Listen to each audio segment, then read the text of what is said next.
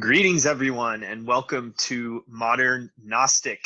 This is episode 21, and we are doing something new. We're venturing into the world of video as well as audio. So this will be the first episode of the podcast that you can listen to wherever you listen to podcasts, and you can also check us out on the YouTube channel. When I started doing Modern Gnostic, I started out doing YouTube videos, and then I switched to just doing audio. But lately, some of you have been finding me via the old videos, which I thought was really cool. And somebody reached out to me and said that they found the channel because Modern Gnostic got recommended to them after watching a Terrence McKenna video. So I thought that that was pretty cool and was like, hey, I got to start making videos. So I went to my friend Miguel, the master of all things Gnostic podcast and video, and invited him to come on the show. And so he's our first guest. And Miguel, welcome to Modern Gnostic. Well, honored to be here in this video adventure. I don't know about masturbator, maybe digital masturbator, or I'm not a jack of all trades. I'd like to think I'm a jack of all offs, a fool for fate. But again, in these absurd days, anything goes, right? That's right. That's right. And it's really interesting.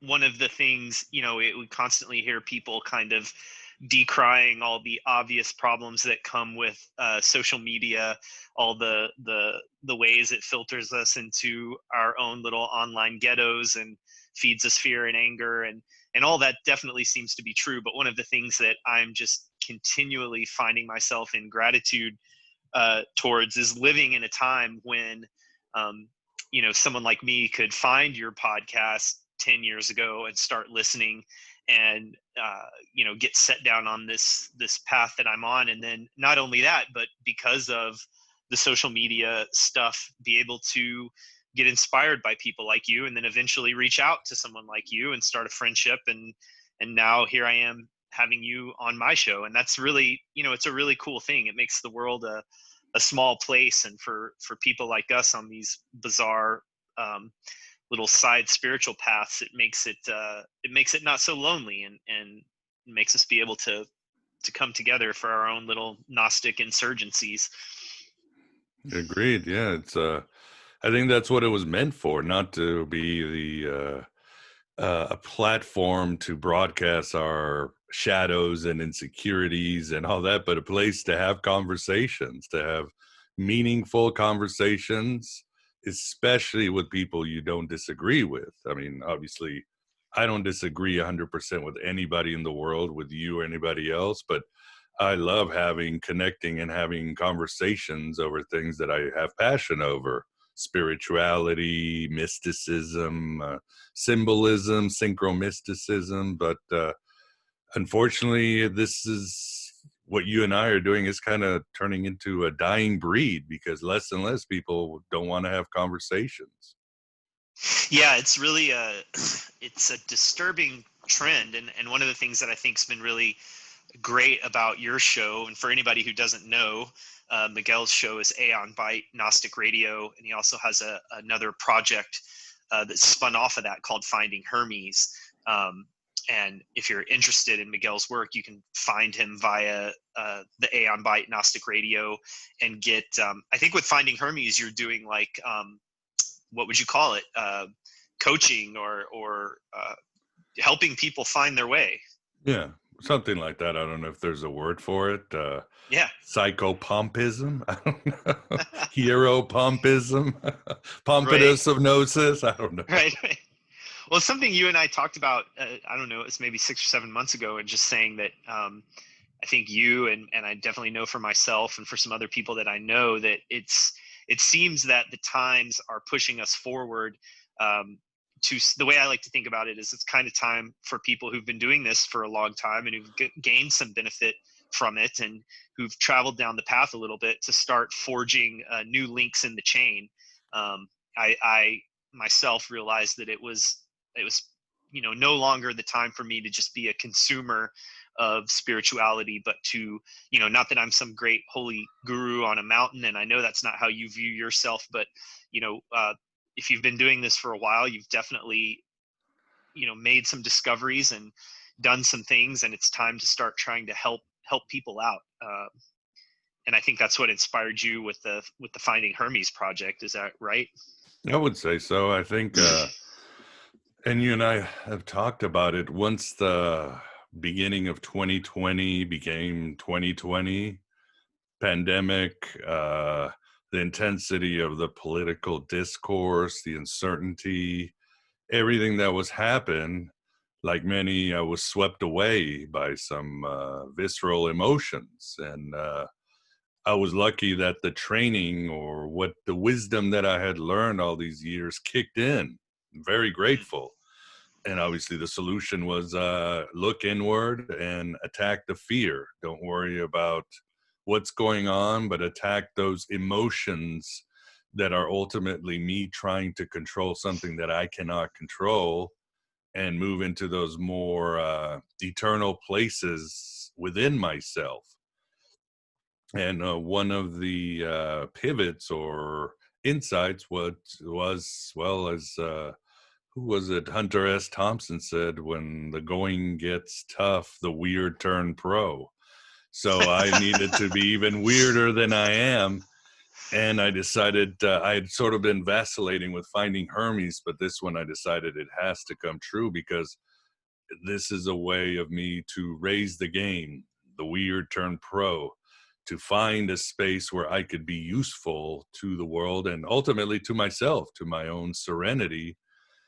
And I created the podcast to offer more alternative choices on mental illness, addiction, alcoholism, and all that, as apparently in these times, that's my dog for some reason, asking uh, to yeah, this kind of content would be more needed and useful, especially with the rising, with the lockdowns, and the uncertainty, depression, alcoholism, abuse. All these things are skyrocketing, as much as the media and many people don't want to admit it. It's becoming its own pandemic as we speak. And I think that's what made me also upset about the beginning of the pandemic. I mean, we all have criticisms, and we're all keyboard warriors and Monday day quarterbacks and amateur epidemiologists.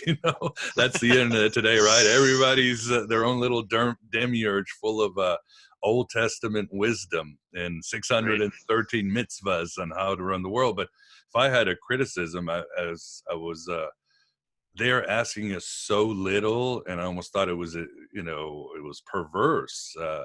Basically, they were saying, well, all you need to do is just stay home, sit on your ass, and watch Netflix. And I was thinking, this kind of plays into the wrong hands of wickedness in high places, and this kind of sells short what the human spirit is and what it can do. For example, I thought of Finding Hermes also became more embedded in the addiction scene, if you would, to reach out to others. You know the drill. But I had, for example, my cousin who's a biochemist. He wasn't laid off, but his laboratory got shut down. So he was in Manhattan, and while the virus was kicking ass in Manhattan or New York in April, he volunteered at a hospital. We have a fellow, a fellow Gnostic, Bishop Lainey Peterson. She decided she was going to go on a pandemic or a COVID hotline here in Chicago, because people were just confused and asking questions, and work those phones to try to direct people. So I saw a lot of people raising their game, even if they were as confused or maybe afraid, or like all of us, huge fear of the unknown there. And I felt that all of us in this country or in this Western culture could have raised our game, but for some reason, the powers that be didn't want us to raise our game. They wanted to, again, to sit on your ass and watch Netflix and be on Twitter. They could have told us, we need your help to volunteer, or we need you to be outdoors and get sunlight and exercise and to be the strongest version of you. It could have been a different message out there, and it was not. And to me, that's unfortunate, and my conspiracy side would say on purpose and nefarious in the end. And obviously we know who's making all the money during the pandemic, and those are the people that want us sitting on our asses watching Netflix. Yeah, there's a lot there, and it's going to jump into something that I had planned to ask you a little bit about how you got going with Aeon Byte, and maybe I will in a little while. But you bring something up that I just want to go ahead and jump into since it organically came up. But the last couple of episodes you've done of Aeon Byte, you had Alex from Skeptico on. You had Chris Knowles on fairly recently, and then you had, I haven't listened to the most recent episode, but with the guy on talking about angelic forces. And I really enjoyed the episode with Alex from Skeptico on the idea of evil. And this was something that you and I had talked about, and something that we've been talking about here some at the local church and meditation group, and then just amongst friends and things like that. I think that a lot of people in alternative spirituality circles tend to what would you call it, like psychologize good and evil so much that, you know, if you asked them, you know, is there a devil or something like that, it would be turned into, you know, well, yeah, it's a part of my unconscious.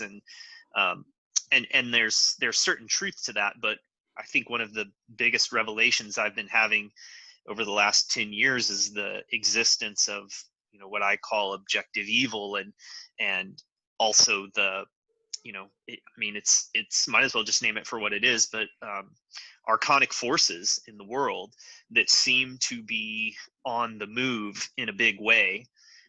And I wonder what you think and what your experience is about that when you talk about, you know, the powers want us to just kind of go home and sit on our ass and watch Netflix, and don't really encourage things that actually lead to true health and resiliency, but actually kind of encourage things that lead to the exact opposite.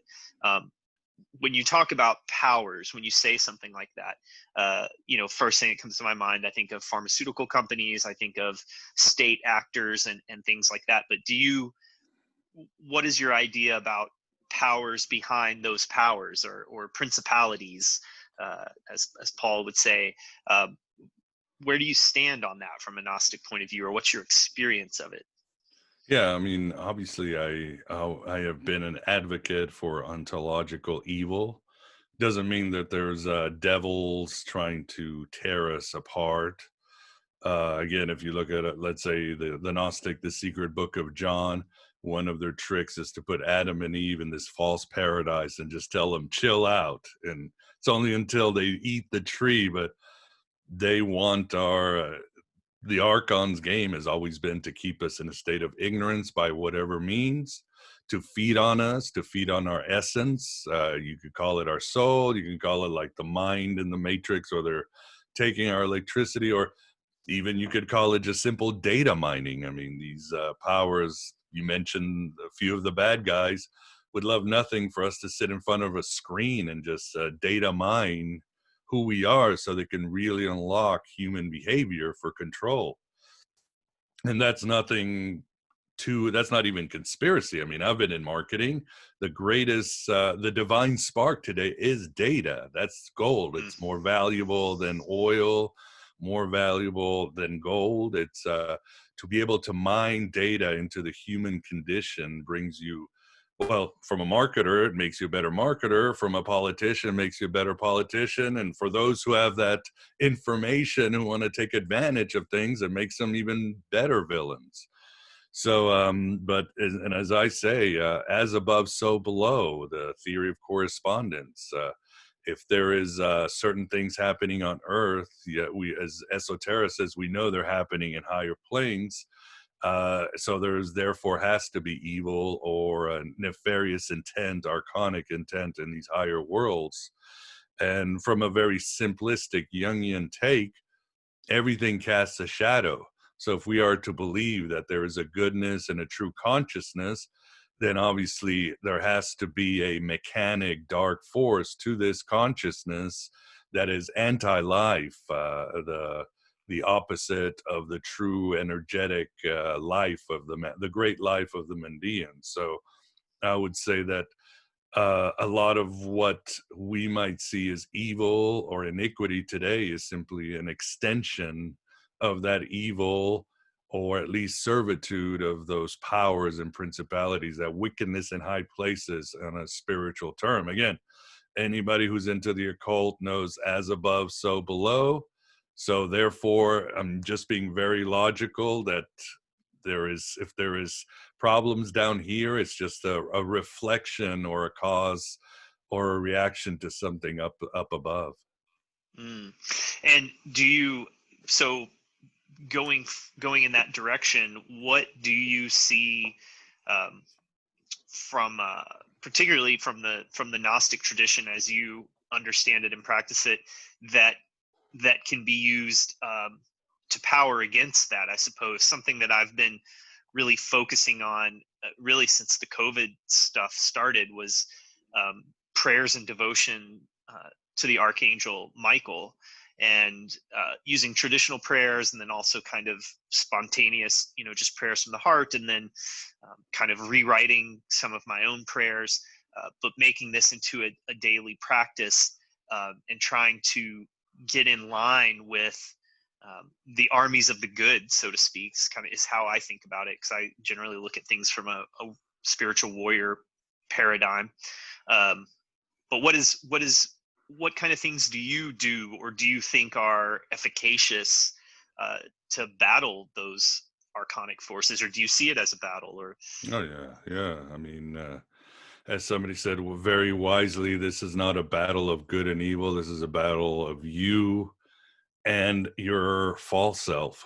So I think that's where it starts. That's where the line is drawn, because we are ultimately programmed. We are under some sort of cosmic house arrest, and who we are is as false as the reality outside of us, maybe even more false.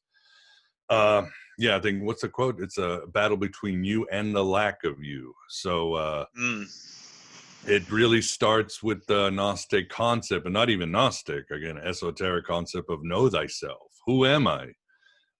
Knowing who you are brings all the answers to what you need to do. That's why I think Gnosticism probably frustrates people, because there is no diagram or ingredients list or book with rules and laws.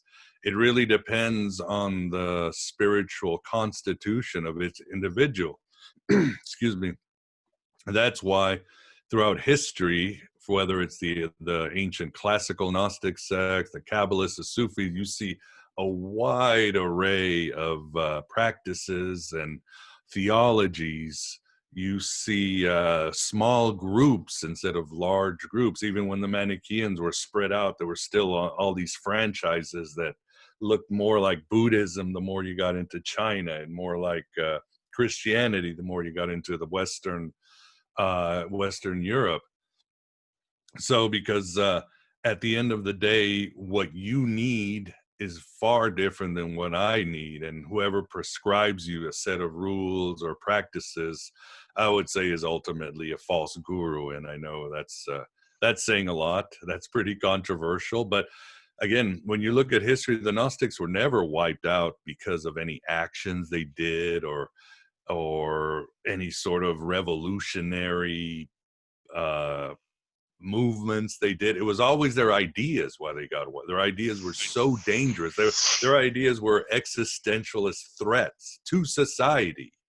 I mean, whatever you're seeing right now about they're going to destroy our republic, that's how the church fathers and the Muslim caliphates and Buddhist kingdoms saw the Gnostics. Like, their ideas are going to destroy us, so we need to act with complete force towards these Gnostic groups and wipe them out. And of course, their central message was that you needed to know who you are and become an individual.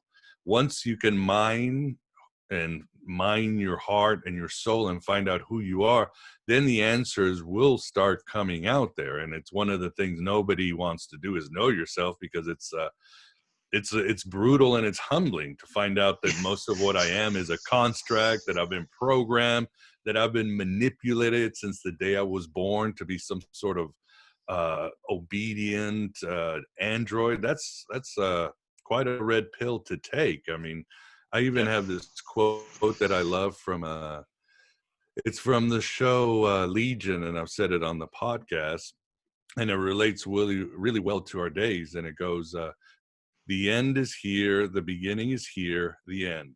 What it all means is not for us to know. It is for history to decide. All we can do is play the parts as written. All we can do is know ourselves." And that quote, I think it really pretty much nails it, how we should do, and especially in these apocalyptical times when there's so much revelation coming and there's so much change, and it seems an empire is starting to eclipse, is know ourselves. How do you know yourself? Well, that's where you have to go on the journey and test the waters, and like you said, be a warrior. Try this, try that. What works for you, what works for Brian might not work for Miguel. What works for Miguel might work for one of the listeners of the show. And then throw everything, not just one thing, but many things, and throw everything into everything in the kitchen sink, as April DeConnick said about what the Gnostic practice was. Is this, I'm going to throw all this shit together, and whatever helps me wake up, I'm going to adopt, I'm going to tweak, and I'm going to try to find a small group. And as we see, these Gnostic groups would just come together and split off as different ones found different methods of gnosis. As long as it's the central core of Gnosticism is self-knowledge and understanding that we are trapped in a false world by agents that don't have our best interests with us, for us. Yeah, that's, it's I feel like now more than ever, we're living in, or now more than ever in my lifetime, maybe, we're living in these extremely Gnostic times. And the last point there that you're talking about, like you're living, I love Philip K. Dick's expression of the black iron prison. We're living in the black iron prison, and there are there are forces that are working towards the liberation of humanity and for freedom and gnosis, and there are forces that are working towards enslavement and suffering and anxiety. And it seems that this and coming out of many years as a Buddhist, one of the things that I kind of had an initial struggle with Gnosticism was this dualism, in the sense of like a Zoroastrian dualism of like, there's forces of light, there's forces of darkness. And I really didn't want to look at that. And you talk about, when you start to know yourself, it's really not, I mean, sometimes it's this journey of beautiful unfolding, but it's usually a journey of beautifully unfolding horror, and shot through with light as well. But really coming to terms with the fact that I think the Zoroastrians got it really right, that there is a kind of a cosmic battle of good and evil going on. When you mentioned that the Gnostics were never wiped out, because they led a revolutionary army, or an uprising to overthrow the state, right? It was the ideas. When you recently had Chris Knowles on, and he was talking about the Endless American Midnight book, and I got it and started reading it, and I realized that there are so many things in there that I have avoided looking at. And I had the same experience. I watched the documentary Vaxxed a couple of weeks ago about vaccines, which I had also avoided looking at because I did not want to be labeled as an anti-vaxxer. I did not want to be labeled as a conspiracy theorist.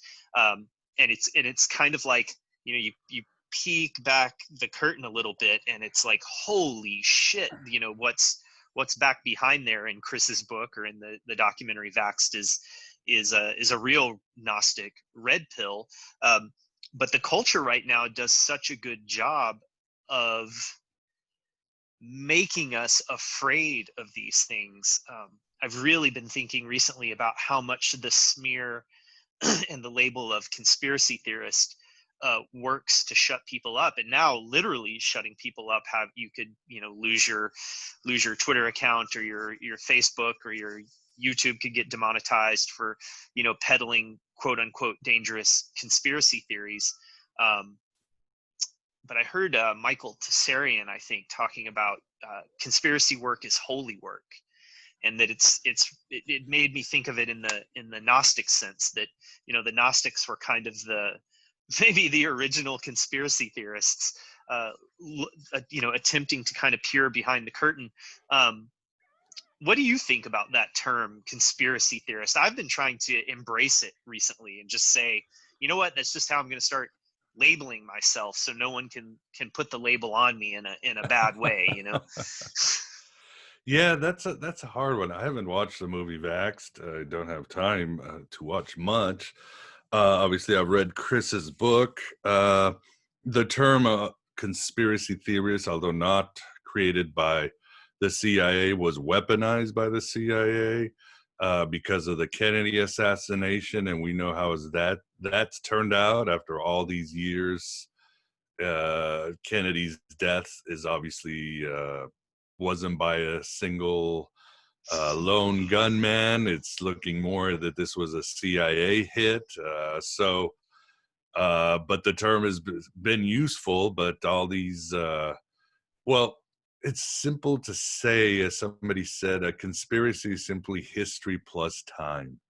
In other words, the official narrative of history is never what we've been told. And it doesn't matter it doesn't mean there's some grand, archonic, Lovecraftian lizard people behind everything in history, but it means that we've been fed. It's much more complicated, whether it's something like Abraham Lincoln. He was not the great angel that people said he was. He had some very dark ideas.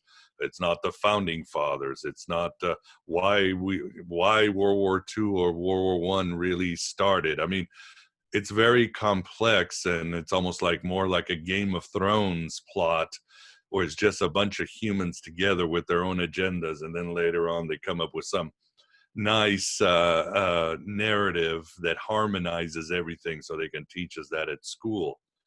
So there is nothing wrong with looking deeper and deeper. It doesn't mean you're going to come to some juicy story, but you will find out more about why humanity operates and how the powerful move things to exploit the least powerful, and how human beings are complex in what they do, and find more affinity and admiration, because all of us are complex. All of us are darkness and light. So all of us, as we go through history, are going to do some very good things and some very bad things. Um, Again, like you just said, the Gnostics were slandered because of their ideas, destroyed because of their ideas. So why can't we just meet in the arena of ideas and let it all out? And the good ideas, I feel, will eventually overcome the bad ideas.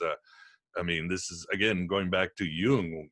The only way to defeat the darkness is to bring it out into the light of consciousness, and either have it evaporate or integrate within us. And Mm-hmm. I know people are using the term conspiracy theorist in a very snide way, but then it goes back to Jesus, he who cast the first stone. As I was talking to somebody today, somebody was saying, well, how can people be diluted to thinking that the government is run by pedophile reptilians? And I'm like, well, for 30 years, I completely believe the Catholic Church was right in everything. I bought into that. So Right. I know I can be diluted into things. Who can't? I think all of us are under some sort of thrall and delusion, or have been at our time. So judging others is not a good thing, because unfortunately there are forces that throw a lot of propaganda, misinformation at us. So it's easy to get lost into the labyrinth. Again, I go back to knowing who you are and what you are not. But I certainly would say that any sort of censorship or shutting down is going to make things worse in the long run. Yeah, I agree. It's been really weird in the last week, particularly, but really throughout the whole year. I feel like I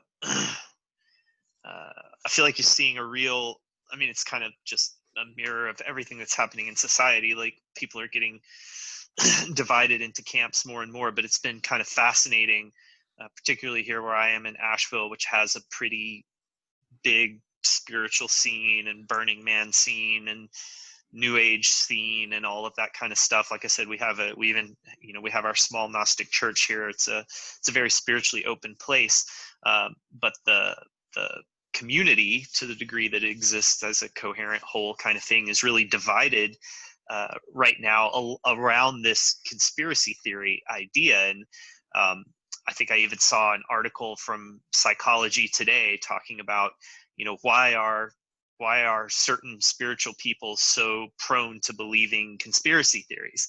And it was a real, kind of condescending article explaining, maybe like why your friends are going crazy because, whatever the psychological reasons were for that. But I probably, like you, growing up reading Philip K. Dick and Robert Anton Wilson and all of that kind of stuff, it's almost like the pedophile lizard people seems a little bit more believable than then our government cares about us. exactly. It's like, yeah, that seems a harder conspiracy theory to swallow, quite frankly. Right. And what I always tell people is there's nothing wrong with going down a conspiracy rabbit hole, but you've got to keep that Gnostic skepticism or that Philip K. Dick skepticism. He always left the option that he was crazy or wrong, and he would say that I saw this vision, but I could be crazy. Keep that. And the Gnostics were very skeptics. They were questioning themselves in their text. They were questioning other groups. They left that door open so they could suspend their disbelief, but also keep up their skepticism. The other thing I say is you also have to look at the internal patterns within you whenever you decide to choose a conspiracy. I mean, why do some people are still obsessed with the Kennedy assassination? I mean, they still have conferences every year where they meet. Right. What about UFOs? What drew you to UFOs? Or what drew you to Bigfoot? Or what drew you to anything David Icke? What is going inside of you that it spoke to you? And if you inspect what's inside of you, you're going to find some insights about yourself, maybe your childhood, your destiny, who you are. And then it's a lot easier to navigate because the conspiracies are never really solved, are they? I mean, 20 years there's going to be Kennedy conferences somewhere. In 50 years, people are going to be wondering about 9/11, even if there's some sort of smoking gun. I mean, these are going to continue because that's how the human imagination works. We don't want our stories to end. We just don't. So it's important to find out what state of mind are you when you became interested, why it's happening, and how are you growing while you're exploring this. And don't get too lulled. Again, suspend your disbelief, enjoy the story you're in, but always come back to what's important is finding out who you are and what it means to you. So far more important you find out who you are and what your duty is in this world, and any sort of conspiracy. Again, reality itself can only be a tool for your awakening and nothing more. It's not the end game. Yeah. When you were saying that, it makes me think, I always think of these things as having like multiple maps of how to view the world, and sometimes I put, like lately, I put my dualistic Gnostic goggles on, and I'm like, oh yeah, I'm in the Black Iron Prison, and the the Archons are going to come by and do cell count again in the next 10 minutes, and then we'll go to lunch. Yeah. And then other times, you can investigate the map of everything's working out fine, and there's multiple ways to view reality. And I think you're right that it's good not to get, you kind of wonder, the QAnon people storming the Capitol have kind of mistaken the map for the territory, perhaps. And it's important to keep that there if for your sanity and to keep yourself out of a prison within a prison. Probably. Yeah. But tell me a little bit about how you got started on all of this stuff. Like I don't think I've ever heard you recount your path to Gnosticism. I know you spent time as I did as an addict and found recovery and all of that kind of stuff. But like, when did you get on the spiritual trail of things, and what Oh, did that look like? well, good question. I mean, I've always been a seeker. Even when I was Catholic, my mom was into the whole ecumenical thing. So there, I was always fascinated with mythology, history, comparative religion. So I was always absorbing other religions. And later on, as I was seeking better paths, I was even trying things. Yes, I was a Buddhist for about a year. I went to Hindu ashrams, Muslim mosques, evangelical churches. I was an atheist. I was just trying different things to Mhm. find the path, but ultimately, Gnosticism, or the ancient Gnostics, were the one who spoke to me the most, because I think they really took a stand in history and said, we're not taking reality anymore. We're tired of the official narrative of the cosmos. We're tired of the lies that we are as people and as individuals, and we're going to break through the other side. Comparing it to quoting the Doors. Hey, Kev, wait. Comparing it to the Doors, or as the Doors might say. Right. So that was ultimately is what worked for me, and of course that opened a lot of vistas, because I was able to really absorb the incredible insights from Kabbalists and Sufis and the Assassins, and of course it starts to overlap a lot with Buddhism and the Freemasons. So Gnosticism was always sort of the secret society under secret societies, and the occultism under occultism, because it's so edgy and so fringe that even occultists enjoy it, but also sort of reject it, just like the Mhm. Orthodox movement. So I think Gnosticism again really took a stand and was uncompromising again in the arena of ideas and mysticism, not in some sort of um, cosplaying or actionable way. I love what Ursula Le Guin once wrote. She said, "The only way to start a revolution is you have to be the revolution. You Mm. have to accept these ideas and let them swell within you and express those ideas you have to express those ideas to the world." People always wonder, well, what should I do? What's my sacred purpose? How am I going to change this world or this country that's falling apart? And I always tell them, look, there's a famous quote by Clark Emery: the awakening of an individual is a cosmic event. I always say the awakening of an individual is a cosmic rebellion. When you wake up, when you know yourself, others are going to notice, and your ideas and the way you act and how you approach the world is going to be a complete uh, again, revolution against the world, against your culture, against your family and everything. So don't worry, you don't have to storm the Capitol wearing horns and fur. You know, you will become the revolution, because when you awaken, it pisses off the archons in both heaven and earth. Right. Yeah. Yeah. I don't think, since you brought him up, I don't know. Have you listened to any interviews with that guy? They're calling him the Q shaman. Oh yeah, yeah. He's way out there. I mean, I don't think he's play acting. He's definitely like you're talking about, he is definitely an occultist of the highest order. I heard he was like, he's in jail and he won't eat because they don't have organic food. So it's Yeah, yeah, like, that's what I heard too. He seems like straight out of the Illuminatus trilogy. Like he that's could what I was be a thinking. Robert Like, Anton Wilson character. yes, exactly. I was thinking of Robert Anton Wilson when I thought of this guy. So he's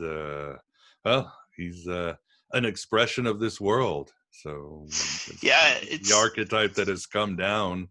And I would say the best thing, like that quote, analyze, explore, find out why he turned the way he is, what he means to your life, and why are these energies manifesting today. Simply shutting out or criticizing, again, people are afraid, and they're very afraid. And unfortunately, as a therapist said, when people can't control their emotions, they try to control other people's behavior. And right. when people are afraid, they want certainty. There's a quote by Freud that says, human beings have a excuse me, low threshold for ambiguity. We will clutch at straws to avoid uncertainty. And that's been 2020. So that has caused a Yeah. lot of people to go in a state of panic, of major stress, and they become afraid. So they want to, or like the story of Yaldabaoth, they want to organize the universe in simple subjects and packages and have things just the way they were, even though they will never return. They can't handle, again, ambiguity. So they simply do what we do when we're afraid. We reduce the world to good and bad guys. We say you're with me or against me, and we buy into some formulaic party or religious system or clique of friends or culture, and then we try to shut it all out by any means possible, which could mean censorship, destroying friendships, breaking away with our family, anything like that, buying into, we'll do anything for security, and that's a mistake because that's not reality. The true reality, the Garden of Eden trap that the demiurge throws Adam and Eve, that's certainty. That's sitting on your couch watching Netflix, and there's Right. two parties, and the churches are fine, and our government's fine. But the real reality, the beautiful reality, is outside of that. And as Mircea Eliade said, there's the awe of the universe, and then there's the horror of the universe. Joseph Campbell talks about it, and I think the Gnostic way, the dualistic way, uh, is the way. People always made the mistake that the Gnostics were like Zoroastrians, like, well, there's evil, light, and darkness. No, the Gnostic way is you hold both before you, and ultimately you're going to integrate them. You're going to bring them together and rise to higher places that go beyond light and darkness, beyond good and evil. That's I think a mistake people make about the Gnostics. You're supposed to hold both together and see the universe for what it is, for all its horror and beauty at the same time. And same with humans, for all our evil and good that we are. Accept them, love them. This is an interesting point. This is something that my fiance and I go back and forth about a lot. We were watching the Lord of the Rings trilogy, which I'd never seen until like 3 months ago. And, as soon as the Gollum character, is on the screen and doing things, and in my mind, and I'm almost like yelling at the TV, I'm like, Sam should kill him now, like kill him and get it over with. And, but my fiance kept telling me like, no, like exactly what you're saying. He needs to be integrated. He's wounded. He needs to be right. made whole. He needs to be treated with love. And I get that. I do. And especially in the movies, like Gollum was, to me, he was almost like the linchpin character. And particularly as someone who has been an addict, I was like, that's heroin addiction, He is. Yeah, you're well said. But I also, have like the pedophile reptilians. Like I don't know that gets integrated, right? Like I think there's a level at which the line that divides good and evil runs through me, like Alexander Solzhenitsyn says, runs through my heart for sure. But I guess I struggle. I think one of the things I really struggle with is when I see it externally, and then how to deal with it there, because I definitely think there is perhaps evil that needs to be combated in however that shows up.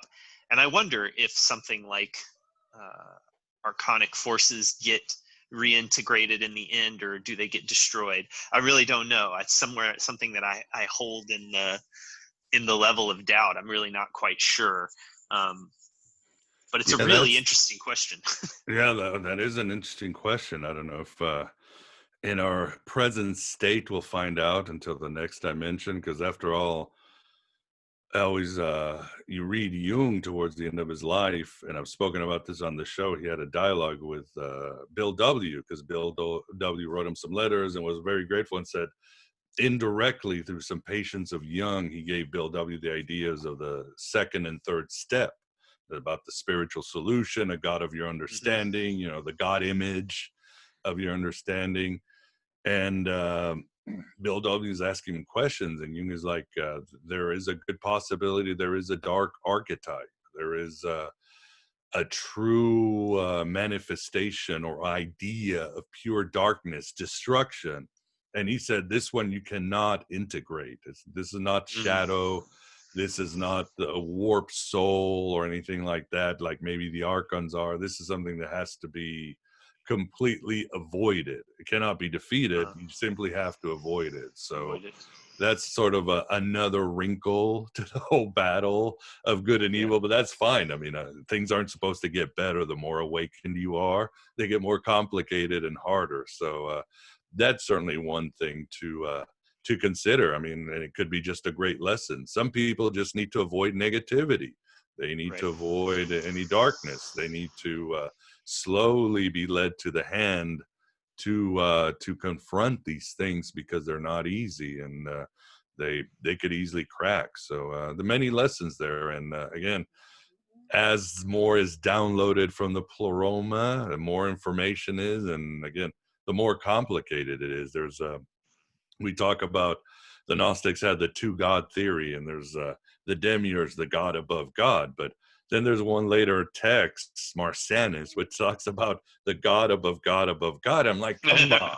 Now you got to add another dude. Now that's another level of reality and consciousness I got to aspire to. It's like, the more your eyes open, the longer the journey is. And well, that's fine. Yeah. The hero's journey is not supposed to be easy. Yeah, this is one of the I guess the I don't know, it almost sounds arrogant to say the culmination of my Buddhist practice, but I got to the point where I was like, there's not, enlightenment's not this end state where it's like, okay, you've got it, you're the Buddha now. I feel like there's, like you're saying, there's always that God above God above God. There's always, it's endlessly open, which sometimes is a fascinating and beautiful feeling. And sometimes, I know, at least for me, it can be a frustrating feeling. And when you were talking about, in hard times, people start looking for orthodoxy and stable given answers. And I have a friend here in town who's a Greek Orthodox Christian. He's studying to be a monastic, and sometimes it's I feel almost envious of his orthodoxy. Like there's answers for everything, right? There's a tradition for everything. There's guidelines for everything. But I also know I've been in those kinds of things before, and it doesn't work for me. I chafe against the restrictions. But I think it's one of the things that can make Gnosticism both a beautiful and a difficult path, because there aren't any easy answers. There's more like a trail of breadcrumbs that you just follow off into the darkness of the forest. It asks you to speculate, like those Hellenistic traditions. You're always be in dialogue with yourself, with others, with the gods, always be exploring the mysteries out there. And ultimately, the answers cannot be expressed through the rational brain, perhaps through art, perhaps through your kind actions, but it really is something that's more of an experience that can never be expressed, and the logical mind can never decipher. And you want that to continue that experience, and you would like others to have that experience, that ecstatic experience that Gnosis brings. But unfortunately, we are limited by our senses and by whatever, as I say, the meat stack. Right. When you talk about sometimes wanting to give that to others, somebody posed this to me the other day. They asked me, what do Gnostics think about evangelism? And my first thought was like, well, we don't evangelize. But then another part of me was like, that's really not true either. I definitely feel some sense of evangelical mission. But what role do you think, or responsibility do we have in attempting to, red pill others? That's a good question. I mean, yeah, I think traditionally, I think the Manichaeans evangelized, but we don't have any record, or again, any manuals how they did it. But I think somebody, you're in recovery. What's the old saying? It's not sobriety unless you can give it away. And Mm. obviously they don't give you a map. They say go help an alcoholic, and you Right, kind of have right. to like stumble through how to help, and your sponsor will give you some vague advice, and I did it this way, but ultimately you don't know what you're doing. You're just like putting yourself out to through somebody who needs help, and you hope that your higher power puts you in a situation where you can help somebody from not drinking or picking up the syringe or whatever. I think I always say it's not gnosis unless you give it away. There's no certain way to do it. There's no guide. You're just putting yourself in a position to help somebody wake up if they want to wake up. And this position could be, like you said, you could be doing your church, and if people show up, they show up when they're ready. Philip K. Dick would like to write novels, and not many people read his novels until after he died. Right. Same with William Blake. So you want to express your gnosis to the world without really more in a way that you're just being available to those who want to wake up. And it's really as simple as that. What's the old saying? When the pupil is ready, the master will appear. I certainly believe in that sort of law of attraction. Mm. But again, it can't be forced. It can't be mechanical. It can't be formulaic. It really comes from the spirit and from a sort of love to help others. There's a saying, I think you saw that I put up on the Inner Sanctum group from the Gospel of Philip. And it goes, now whoever has become free through gnosis is a slave on account of love towards those who have not yet taken up freedom of gnosis. Mm. And that's a powerful one. It's a complete bodhisattva thing, but Yeah. it's also mean that you truly, when you awaken, you really do fall in love for the first time with the world and humanity, with complete compassion, complete openness, and completely unconditional. You're like, yes, I see the divinity everywhere. I see the darkness shining in this mere being universe, and I want to help, but I'm just going to calmly wait until I can help others, and I'm going to love them so hard until they come back to the source, just as the source has been so patient with me through all my lifetimes. Yeah, and it seems interesting to me that uh, part of my prayer practice the last couple of years has just been, um, a willingness to be open to being of service to God. Like me, let me be your servant, let me be a servant in the world, and not, going out and I don't know, tapping somebody's shoulder and ask them if they've heard the good news of the inner Christ or something. Although Have you I heard want to about our say, Lord and Savior Sophia? yeah, I've had this vision in my head for years that I want, because like living here in the South and in the Appalachians, we've got this really cool tradition of like, the holy roller kind of charismatic Pentecostal Right. snake handling churches and stuff. And I really love the music, and I really love some of the tempo of the preaching. And so one of the things I always think about is I want to have like a Gnostic tent revival style church, because most Gnostic churches, like the one that we have here, we practice Gnostic Catholicism. So we have mass and we wear robes and we have Right. incense, and that kind of seems to be what everybody does. But this part of me is also wants to be jumping around on the stage with a suit on, with the gospel of truth in my hand, and calling people down to the altar. Well, if But anybody should be handling snakes, it would be the Gnostics, because they were yeah, snake worshippers. yeah, yeah, So yeah, if anybody should have them in their yeah, tent. yeah. But I think the being open to being of service, and it struck me too with what you said about, the first thing you need to do is help another addict, and I definitely feel like I've helped addicts, but it seems that God just throws them into my life as well. It just kind of the opportunity to be of help to people in that way. And I'm sure you Perhaps help opens them up to differently each time. You don't have a set absolutely. step. You're like, this guy, maybe needs to, let's have a coffee and talk. Maybe this guy needs a copy of the big book and to stay at my house. Right. There's no set way. It's sort of as a spirit guides you. I feel that's how Gnosis is too. Yeah. So was this a motivation in starting Aeon Byte, to attempt to get the message out there, or like what Yeah, motivated you to yeah. start the podcast? Yeah, because I was okay. It's fine if I read a book. I'd be like, oh, I'm gonna read. Well, at the time, Elaine Pagels, the Gnostic A. I don't really like that book anymore, but I'd be like, my God, okay, it's great. I read it, but what about the rest of the world? Because most people don't know about Gnosticism. It still is very obscure.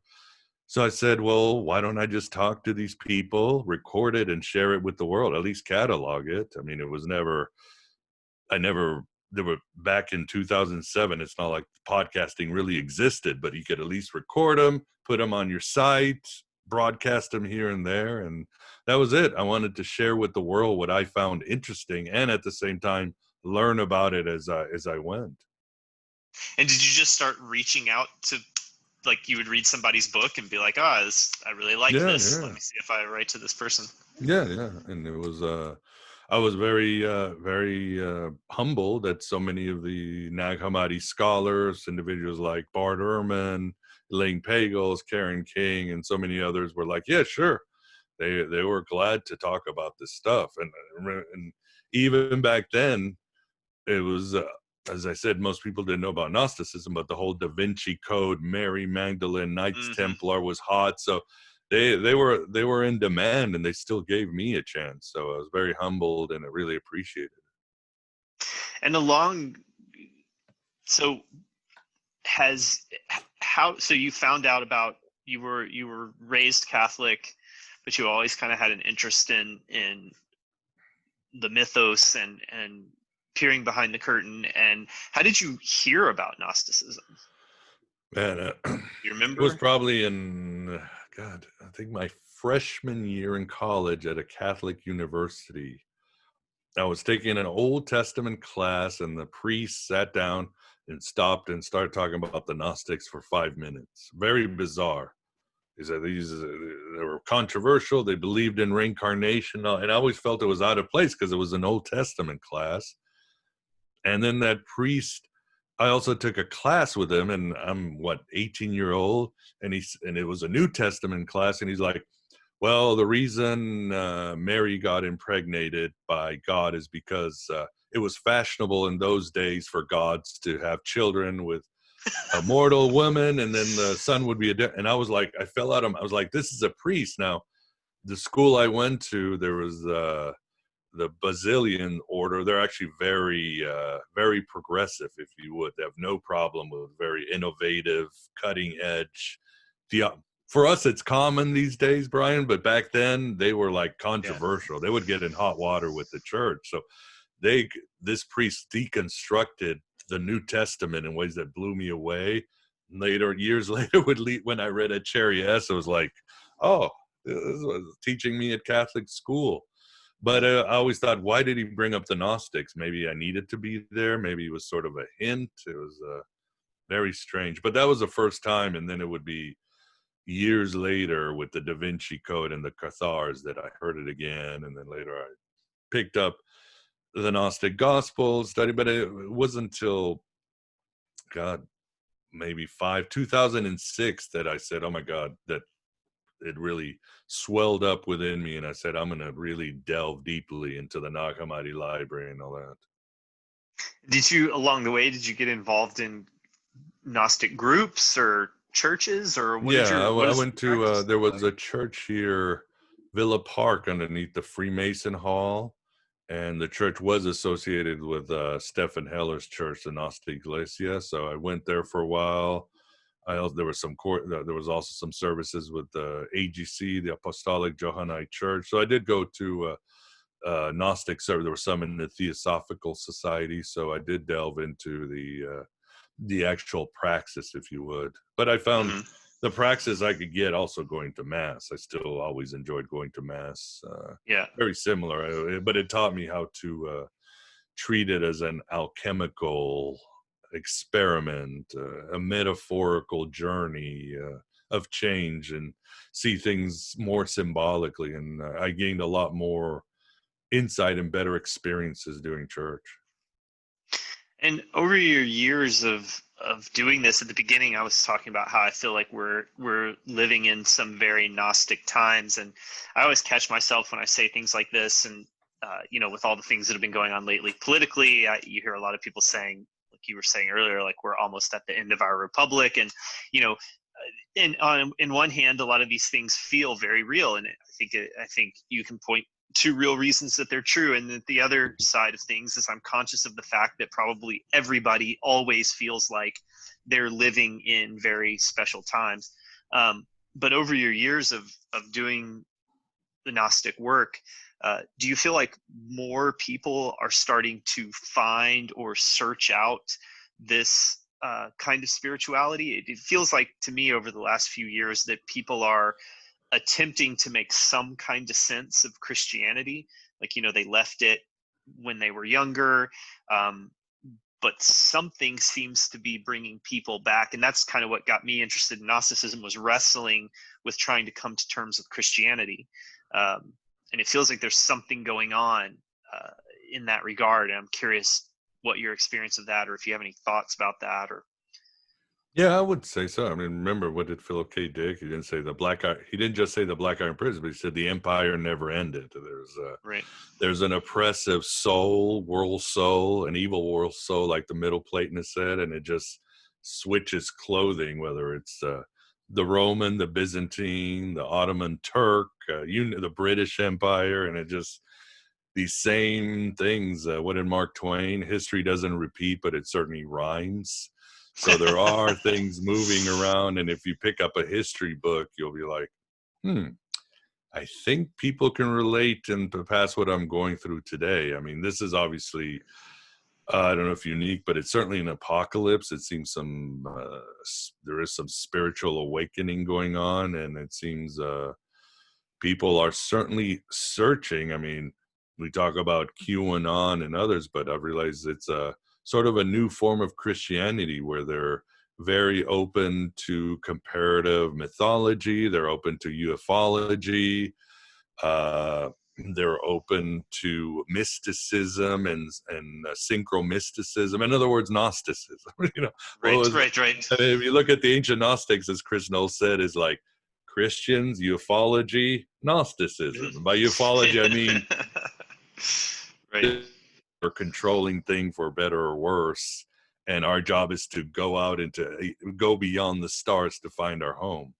So I'm seeing this definitely a more openness, and probably a lot of it has to do with the old ways are failing, and there's a time of tension. People are just searching for new alternative, or just to innovate and tweak their spirituality more.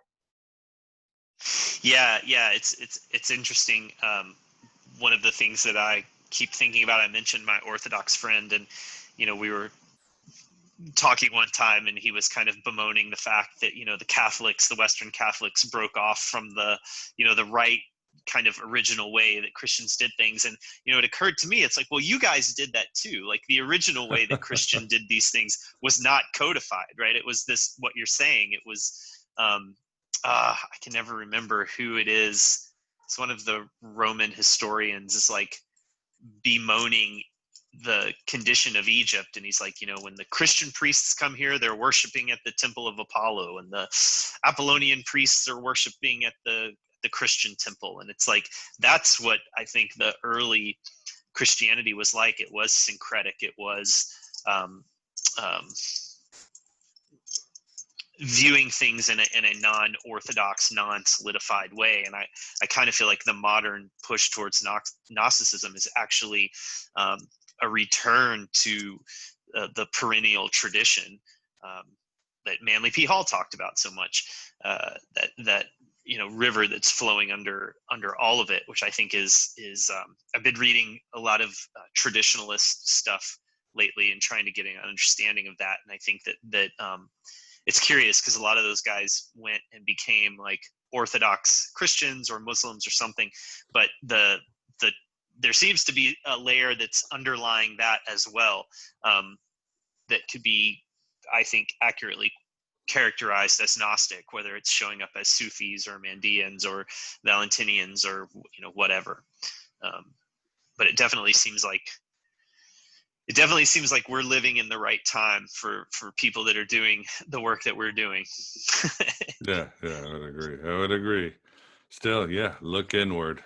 History is going to do what history's going to history. History's going to history. Government's going to government. Churches are going to church. So it's up to us to look inward and stop projecting our shadow, our fears, our expectations out into the canvas of reality, other human beings, our governments. It's up to us to become the revolution, as I keep saying. Right on. So just to wrap it up, Miguel, will you tell everybody who's listening a little bit about Finding Hermes and what they could get from that, if they'd like to learn more about getting some help from you on this path or seeing what you have to offer, and maybe just explain to the viewers and listeners a little bit about that project and how they could contact you for that. Yeah, it's obviously my homepage is thegodabovegod.com. People can type in AM by Gnostic Radio or Finding Hermes, and there you'll find all the podcasts, the resources, book, how to contact me, social media, and a lot of ways. There's links if you want introduction articles or videos to Gnosticism. Send me a message if you need anything, and if you'll also find where to find all the Finding Hermes podcasts. It's on video too, where there are a lot of alternative ways to deal with depression, addiction, mental breakdowns, anything negative. And that's the whole point. There's always something, I think, that will help some individual at some point find some relief, find a way to go inward and a way to get out of the situation. What's that famous line by Peter Gabriel when he was in Genesis, the carpet crawlers? You got to get in to get out. That's more, it's truer than ever. So yeah, Finding Hermes is there. I'm going to continue doing them. If somebody needs help, you're struggling with something, just shoot me a message. There's a contact form there. I will try to, again, see what solutions the Spirit might guide me, because again, I'm no guru, but I have been in hell, so I know what it is to be at the bottom of the hole, the bottom of the pit, and I'm very grateful there were others and other spiritual forces that helped me climb out, where I can be in a position to help others. And hopefully although it could happen, I could easily fall back right into the hole, and I'll be asking for help too. I mean, that's one of the things about being a grown-up is I learned to ask for help, and it's not easy. I hate asking for help, but Right. I've learned that that's the most adult, mature, strong thing I can do in this world is ask for help, because I have self-knowledge that I am a human being. By definition, I need help, like all the time. Yeah, that's a really good message, and I would just encourage people to get in contact with Miguel. I did it a couple of years ago. He's been a great friend and help to me. Check out his podcast, and exactly like he's saying, like, we're living in weird times, we're living in stressful times. They're turning up the volume to 11 on the stress and fear all the time.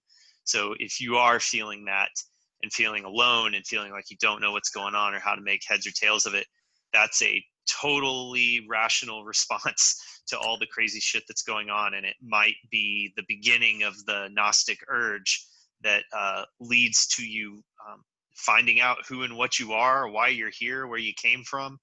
And that's the knowledge that leads to the freedom of Gnosis. So don't sit there and stew in it. Reach out to the other prisoners who are also trying to make the great jailbreak from the Black Iron Prison.